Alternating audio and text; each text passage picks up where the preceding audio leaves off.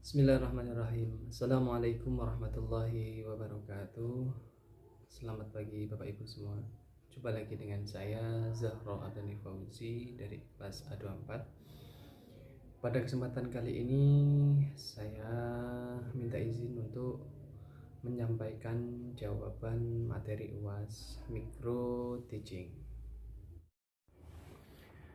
Untuk menjadi seorang pendidik yang ideal itu, paling tidak dia menguasai beberapa kompetensi. Yang pertama, kompetensi profesi. Ya. Kompetensi profesi ini berkaitan dengan materi apa yang akan diajarkan. Ya. Sebagai contoh, saya mengajar bahasa Arab di Madrasah Ibtidaiyah. Jadi saya harus menguasai materi bahasa Arab. Kemudian yang kedua, menguasai metode pengajaran. Ya. Bagaimana cara mengajar bahasa Arab tentu tidak sama dengan cara mengajar bahasa Indonesia. Kemudian yang ketiga, mampu mengelola kelas dengan baik. Kemudian kompetensi berikutnya yaitu kompetensi sosial. Ya. Menjadi guru yang ideal itu ia harus mempunyai jiwa sosial yang baik. Satu, ia harus bisa berkomunikasi dengan baik, menjalin komunikasi dengan siswa dengan baik. Kemudian bisa berkolaborasi dengan guru yang lain. Dan punya rasa empati dan perhatian kepada muridnya. Kemudian selanjutnya, kompetensi kepribadian. Menjadi guru yang ideal itu harus memiliki kepribadian yang baik. Ia dituntut harus bisa sabar menghadapi muridnya. Kemudian bisa konsisten dan telaten. Ya. Dan yang selanjutnya yaitu menjadi guru yang ideal itu harus bisa mampu mengembangkan diri. Ya. Jadi bisa mengevaluasi apa saja yang menjadi kekurangannya, kemudian dia mengembangkan diri ke ilmu berikutnya. Dan yang terakhir, seorang pendidik yang ideal itu harus bisa mengoperasikan atau menguasai teknologi, karena zaman sekarang ini semuanya serba teknologi dan digital. Jadi seorang guru yang ideal itu harus bisa menguasai atau mengoperasikan teknologi agar tidak ketinggalan zaman. Ya, pertanyaan yang kedua, bagaimana caranya membuat suasana atau kondisi kelas yang nyaman, kondusif dan hidup? Ya.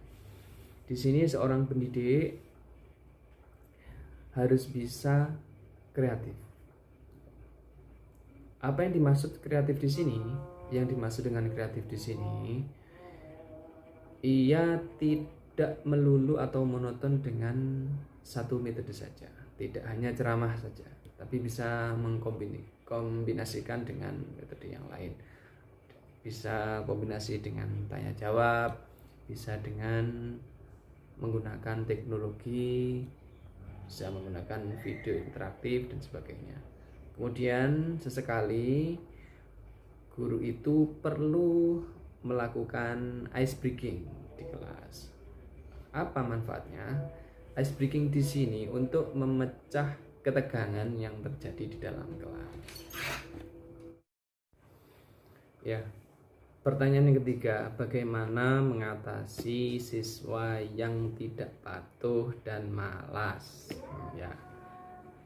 Seringkali kita temukan siswa itu tidak patuh dan malas. Ya, bagaimana caranya? Ya, untuk mengatasi hal itu, seorang guru harus mengetahui dulu akar permasalahan dari siswa yang malas itu apa. bagaimana background latar belakangnya itu ya. Anak yang malas itu tidak melulu murni malas. Jadi ada beberapa faktor yang melatar belakangi malasnya itu. Bisa jadi anak itu punya masalah di rumah, ada masalah dengan temannya. Nah, itu seorang guru perlu menggali latar belakangnya seperti apa agar nanti penanganannya tepat terhadap anak itu. Kemudian kalau sudah tahu, nah itu kita mencoba memberikan solusi kepada anak itu. Bagaimana menanganinya? Bisa dengan komunikasi empat mata untuk mengatasi anak tersebut. Kemudian kalau di kelas, kita perlu membuat kesepakatan dengan kelas. Bagaimana menerapkan kedisiplinan, kemudian bagaimana menetapkan aturan-aturan. Itu seorang guru perlu melibatkan kesepakatan itu dengan semua siswa yang diajar. Pertanyaan terakhir, apakah sistem pendidikan kita itu sudah ideal? Ya, menurut saya sistem pendidikan kita itu belum sepenuhnya ideal. Ya, meskipun sistem pendidikan kita itu sudah maju, tapi belum ideal. Apa majunya? Majunya itu kalau dari segi prestasi, sudah banyak siswa-siswa di negara kita itu memiliki prestasi yang baik dalam dunia internasional, seperti juara olimpiade fisika, juara olimpiade matematika, kimia, dan sebagainya, go internasional. Tapi di samping itu, kalau kita lihat jauh ke daerah yang terluar dan yang terdalam, sepertinya kita akan menemukan hal yang atau ketimpangan yang jauh. Ada kesenjangan antara daerah perkotaan dan pedesaan. Nah, itu yang membuat sistem pendidikan kita yang belum sepenuhnya ideal. Jadi orang-orang yang di desa itu tidak semuanya bisa mengakses teknologi, tidak mendapatkan atau tidak bisa menggunakan infrastruktur yang lengkap seperti yang ada di kota, seperti itu. Kemudian sistem pendidikan kita itu terlalu menekankan kepada akademik. Jadi kita juga perlu meningkatkan dalam bidang non akademik seperti keterampilan, agar nanti setelah lulus sekolah itu mampu atau bisa terserap dalam dunia kerja. Kemudian yang terakhir,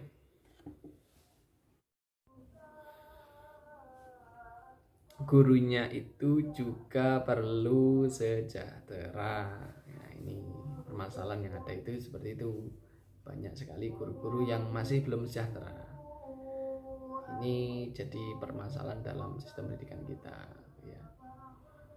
Kalau melihat bisyarah ataupun gaji mereka itu rata-rata menjadi guru itu mereka bukan menjadi pekerjaan, tapi mereka itu mengabdi, ya.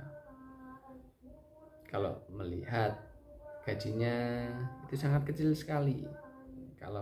Jadi ada pepatah bilang, kalau mau jadi kaya itu jangan jadi guru, tapi jadilah pengusaha. Kurang lebih seperti itu, ya. Jadi saran saya bagi pemerintah, tolong perhatikan nasib guru itu, ya. Belum lama ini yang viral, seorang guru dituntut muridnya.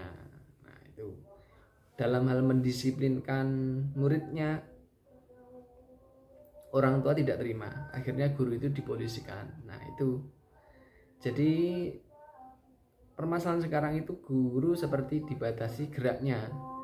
dihadapkan dengan permasalahan HAM. Nah, itu juga jadi salah satu masalah dalam sistem pendidikan kita. Nah, kurang lebih seperti itu yang membuat bagaimana sistem pendidikan kita itu belum ideal sepenuhnya. Ya. Kurang lebihnya minta maaf. Allahu a'lam bishawab. Wal afu minkum. Wassalamualaikum warahmatullahi wabarakatuh.